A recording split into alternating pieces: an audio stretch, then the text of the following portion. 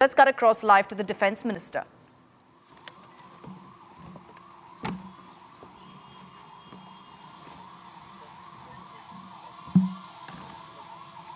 बोलिए भारत माता की, भारत माता की, भारत माता की। गुड।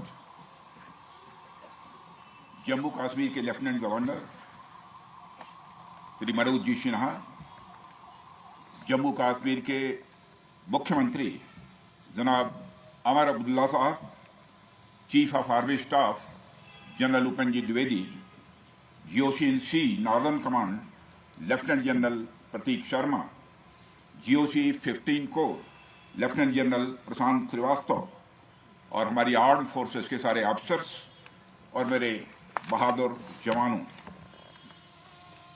सबसे पहले आतंकवाद और आतंकवादियों से लड़ते हुए हमारे जिन बहादुर जवानों ने अपनी शहादत दी है, उनकी शहादत को मैं नमन करता हूं, उनकी मैं स्मृति को नमन करता हूं।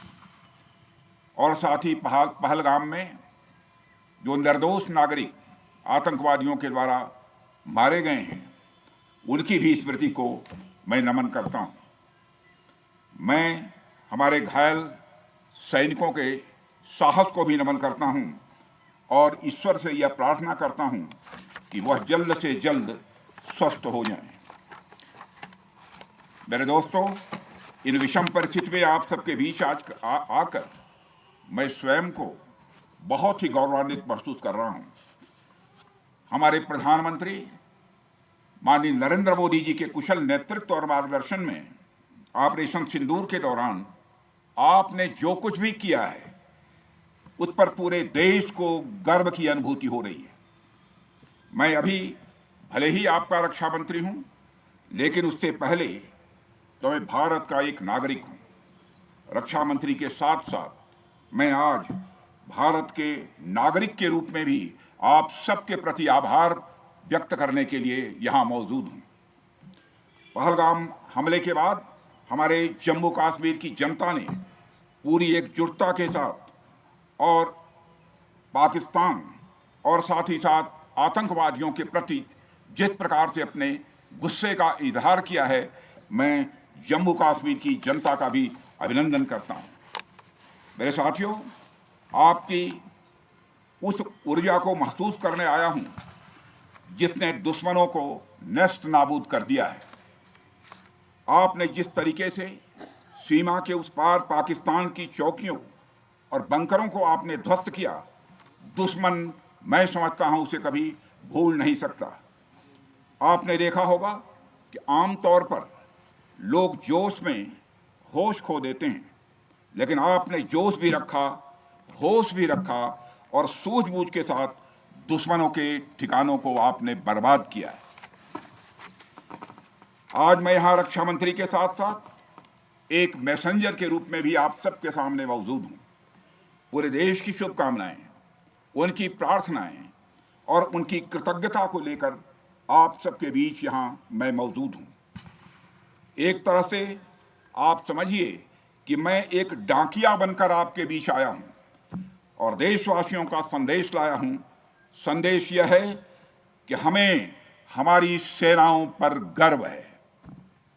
साथियों, ऑपरेशन सिंदूर सिर्फ एक ऑपरेशन का नाम भर नहीं है, बल्कि यह एक हमारी प्रतिबद्धता है, यह हमारा एक कमिटमेंट है।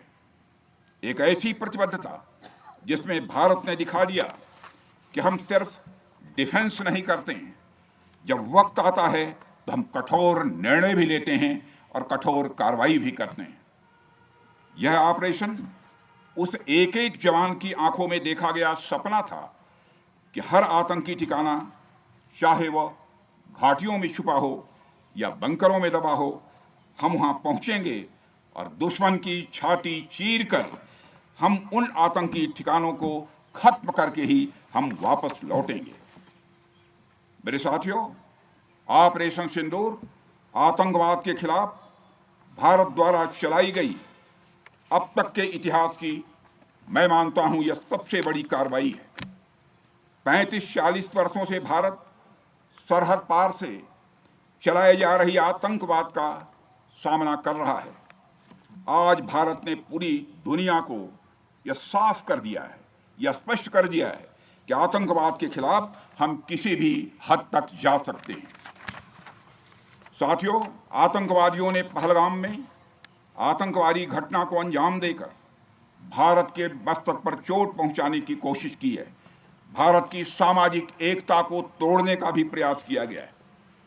उन्होंने भारत के माथे पर वार किया, हमने उनकी छाती पर वार किया है और छाती पर घाव किया है। पाकिस्तान के जख्मों का इलाज इसी बात में है कि वह भारत विरोधी और आतंकवादी संगठनों को पनाह देना बंद करे और अपनी जमीन का इस्तेमाल भारत के खिलाफ किसी भी सूरत में न होने दे। साथियों, आपको याद होगा कि लगभग 21 साल पहले स्वर्गीय अटल बिहारी वाजपेयी जी के सामने इसी पाकिस्तान ने इस्लामाबाद में डिक्लेरेशन किया था कि अब उनकी धरती से आतंकवाद एक्सपोर्ट नहीं किया जाएगा। मगर पाकिस्तान ने भारत को धोखा दिया है, पाकिस्तान ने भारत को छला है और आज भी वह धोखा दे रहा है। इसका खामियाजा अब उसको भारी कीमत करके भुगतना पड़ा है और यह कीमत, यदि आतंकवादी वारदातें चलती रही तो लगातार यह बढ़ने ही वाली है। हमारे प्रधानमंत्री श्री नरेंद्र मोदी जी ने दो टूक शब्दों में आतंकवाद के खिलाफ भारत की नीति को रीडिफाइन कर दिया है, इसे परिभाषित कर दिया है, जो यह कहती है कि हिंदुस्तान की सरजमी पर किया गया कोई भी आतंकी हमला एक एक्ट ऑफ वार माना जाएगा। दोनों देशों में जो अंडरस्टैंडिंग बनी है फिलहाल वह इसी बात को लेकर है कि सरहद पार से कोई बेजा हरकत अब नहीं की जाएगी। अगर की गई तो बात निकलेगी तो बहुत दूर तक जाएगी। साथ ही हमारे प्रधानमंत्री ने यह भी साफ कर दिया है, आतंक और बातचीत कदापि एक साथ नहीं चलेंगे और अगर बात होगी तो आतंकवाद पर होगी और पाक ऑक्युपाइड कश्मीर पर ही होगी। साथियों, ऑपरेशन सिंदूर की कामयाबी ने पाकिस्तान में छिपे आतंकी संगठनों और उनके आकाओं को भी यह साफ बता दिया है कि वे कहीं भी अपने आप को महफूज और सुरक्षित न समझें। अब वे हमारे बहादुर भारतीय सेनाओं के निशाने पर हैं। दुनिया जानती है हमारी सेनाओं का निशाना अचूक है और वो जब वो निशाना लगाते हैं तो गिनती करने का काम वह दुश्मनों पर छोड़ देते हैं। साथियों, आज आतंकवाद के खिलाफ भारत की प्रतिज्ञा कितनी कठोर है इसका पता इसी बात से चलता है कि हमने उनके न्यूक्लियर ब्लैकमेल की भी परवाह नहीं की है। पूरी दुनिया ने देखा है कि कैसे गैर जिम्मेदाराना तरीके से पाकिस्तान द्वारा भारत को अनेक बार एटमी धमकियां दी गई हैं। आज श्रीनगर की धरती से मैं पूरी दुनिया के सामने यह सवाल उठाना चाहता हूं कि क्या ऐसे गैर जिम्मेदार और रोग नेशन के हाथों में परमाणु हथियार सुरक्षित हैं? मैं दुनिया के सामने यह सवाल खड़ा करना चाहता हूं। मैं मानता हूं कि पाकिस्तान के एटमी हथियारों को IAEA international atomic energy agency की निगरानी में लिया जाना चाहिए। मैं ये कहना चाहूँगा और साफ तौर पर कहना चाहूँगा। साथियों, हमारी सेनाओं हमारी सीमाओं पर अपनी मातृभूमि की रक्षा के लिए जिस तरह से आप सभी बिना रुके बिना थके दिन रात लगे रहते हैं वह अपने आप में अद्भुत है और अद्वितीय भी है। आपकी यही बातें हम सब भारतीयों के लिए मार्गदर्शक का कार्य करती हैं। यही कारण है कि मैं हमेशा आपसे मिलने के लिए उत्साहित रहता हूं ताकि आपके अंदर की ऊर्जा से हम सब भी कुछ प्रेरणा ले सकें। साथियों, आतंकियों ने पहलगाम में धर्म पूछकर हमारे निर्दोष लोगों को मारा। उसके बाद आपने जो जवाब दिया उसे पूरी दुनिया ने देखा है। उन्होंने यह नहीं सोचा कि आम नागरिकों ने उनका क्या बिगाड़ा है, उन्होंने ऐसा क्या किया है कि उन्हें मार दिया जाए। पर मैं यह कहना चाहूँगा, आतंकियों ने भारतीयों को धर्म पूछकर देख कर मारा, धर्म पूछ कर मारा, तो हमने आतंकियों को उनका कर्म देख कर मारा है। उन्होंने धर्म देखकर बेगुनाहों की जान ली, यह पाकिस्तान का कर्म था। हमने कर्म देखकर उनका खात्मा किया, यह हमारा भारतीय धर्म है। एक रक्षा मंत्री के रूप में मुझे आप सबको बेहद नजदीक से वर्षों से जानने का और समझने का अवसर मिला है। मैं आपके साहस और पराक्रम को तो जानता ही हूं, साथ ही साथ पहलगाम जैसी घटना के प्रति आपके गुस्से को भी मैं अच्छी तरह जानता हूं। साथियों, मुझे पता है कि पहलगाम के बाद आपके अंदर गुस्सा था, पूरे देश के अंदर गुस्सा था। मुझे पता है कैसा महसूस होता है जब धमनियों में बह रहा रक्त बेकाबू होने लगे, और मुझे इस बात की खुशी भी है कि आपने अपने गुस्से को सही दिशा देते हुए बड़ी बहादुरी और सूझबूझ के साथ पहलगाम का बदला लिया है। रही बात पाकिस्तान की, तो उसकी बात ही क्या करूं आपसे। वह देश तो मांगते मांगते अपनी जहालत से एक ऐसी हालात में आ गया है कि उसके बारे में यह भी कहा जा सकता है कि पाकिस्तान जहां भी खड़ा होता है वहीं से मांगने वालों की लाइन प्रारंभ हो जाती है। अभी आपने सुना ही होगा कैसे वह फिर एक बार इंटरनेशनल मॉनेटरी फंड IMF के पास कर्ज मांगने गया। वहीं दूसरी तरफ हमारा देश है कि हम आज उन देशों की श्रेणी में आते हैं जो IMF को फंड देते हैं ताकि IMF गरीब देशों को कर्ज दे सके। ऐसी स्थिति में हमारा यह भारत है।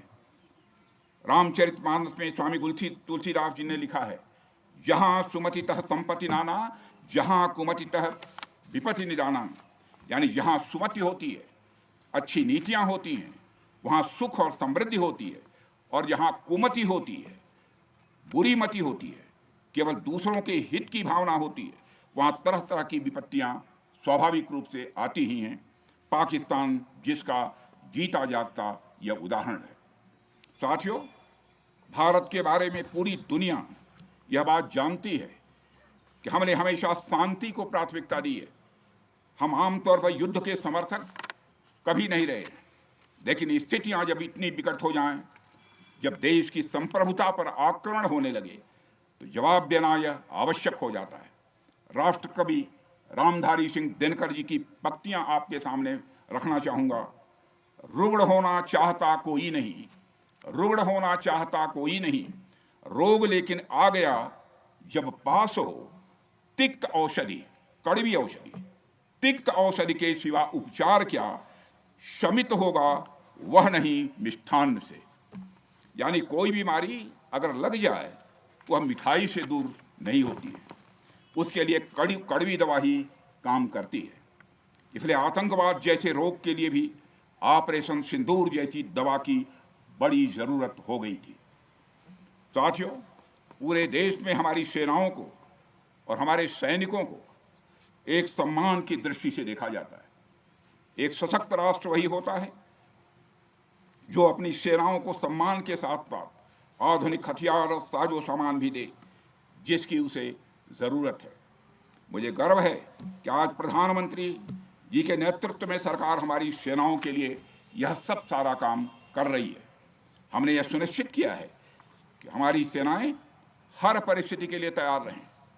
और मैं यहाँ पर army chief general Upendra Dwivedi ji को भी बधाई देना चाहता हूँ, क्योंकि बार बार मेरी चर्चा होती रही है और बार बार मैं यह पूछता हूँ कि जो भी आवश्यकताएं हैं उन आवश्यकताओं को पूरा करने के लिए हम पूरी तरह से तैयार हैं। और इसलिए इसके लिए हम वर्ल्ड क्लास बेहतरीन गुणवत्ता वाले साजो सामान अपनी सेनाओं को देने की कोशिश कर रहे हैं। आज आधुनिक राइफल्स, मिसाइल डिफेंस शील्ड और ड्रोन्स जैसी नई पीढ़ी के कई इक्विपमेंट को तेजी से भारत में ही बनाया जा रहा है। साथियों, इसके अलावा सीमावर्ती इलाकों में हमने जो काम किया है वो आप सब देख रहे होंगे। आज LAC और LOC पर भी कनेक्टिविटी है, वैसी पहले शायद कभी नहीं थी। हमने हर स्तर पर यह दिखाया है कि हमारी सरकार केवल युद्ध भूमि पर ही नहीं बल्कि व्यक्तिगत रूप से और पारिवारिक रूप के साथ अपने सेना के जवानों के साथ खड़ी है। साथियों, अंत में एक बार फिर आप सभी को आपके शौर्य और पराक्रम के लिए हृदय से हार्दिक बधाई देता हूं। मैं आपको यह आश्वासन देता हूं कि हमारे प्रधानमंत्री जी के नेतृत्व में देश की सरकार और देश की जनता हर कदम पर, हर स्थिति में आपके साथ कंधे से कंधा मिलाकर खड़ी है। मुझे पूरा विश्वास है कि आपके सहयोग से हम इस पूरे क्षेत्र में आतंकवाद का समूल नाश करेंगे, ताकि कल को कोई भारत की संप्रभुता के खिलाफ आंख उठाने की हिमाकत न कर सके। इसी आशा और विश्वास के साथ आप सबके शौर्य और पराक्रम की सराहना करते हुए और आप सभी को अपनी हार्दिक शुभकामनाएं देते हुए अपना निवेदन समाप्त करता हूं। बोलिए जय हिंद, जय हिंद।